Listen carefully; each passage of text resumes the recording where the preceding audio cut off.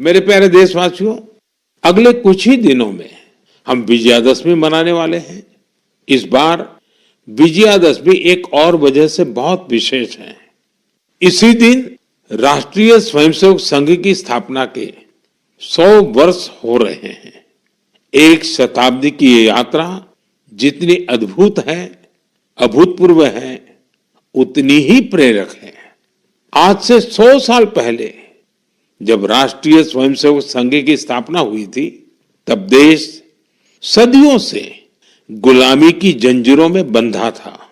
सदियों की इस गुलामी ने हमारे स्वाभिमान और आत्मविश्वास को गहरी चोट पहुंचाई थी। विश्व की सबसे प्राचीन सभ्यता के सामने पहचान का संकट खड़ा किया जा रहा था। देशवासी हीन भावना का शिकार होने लगे थे।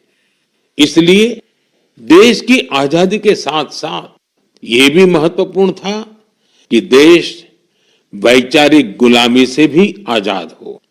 ऐसे में परम पूज्य डॉक्टर हेडगेवार जी ने इस विषय में मंथन करना शुरू किया और फिर इसी भगीरथ कार्य के लिए उन्होंने 1925 में विजयादशमी के पावन अवसर पर राष्ट्रीय स्वयंसेवक संघ की स्थापना की। डॉक्टर साहब के जाने के बाद परम पूज्य गुरु जी ने राष्ट्र सेवा के इस महायज्ञ को आगे बढ़ाया। परम पूज्य गुरु जी कहा करते थे, राष्ट्राय स्वाहा इदम राष्ट्राय इदम न मम, यानी ये मेरा नहीं है, ये राष्ट्र का है। इसमें स्वार्थ से ऊपर उठकर राष्ट्र के लिए समर्पण का भाव रखने की प्रेरणा है। गुरुजी गोलवलकर जी के इस वाक्य ने लाखों स्वयंसेवकों को त्याग और सेवा की राह दिखाई। त्याग और सेवा की भावना और अनुशासन की सीख, यही संघ की सच्ची ताकत है। आज आरएसएस 100 वर्ष से बिना थके, बिना रुके राष्ट्र सेवा के कार्य में लगा हुआ है। इसलिए हम देखते हैं देश में कहीं भी प्राकृतिक आपदाएं, आरएसएस के स्वयंसेवक सबसे पहले वहां पहुंच जाते हैं।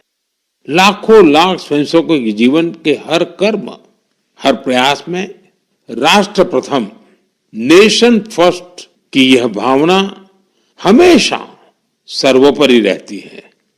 मैं राष्ट्र सेवा के महायज्ञ में स्वयं को समर्पित कर रहे प्रत्येक स्वयंसेवक को अपनी शुभकामनाएं अर्पित करता हूं।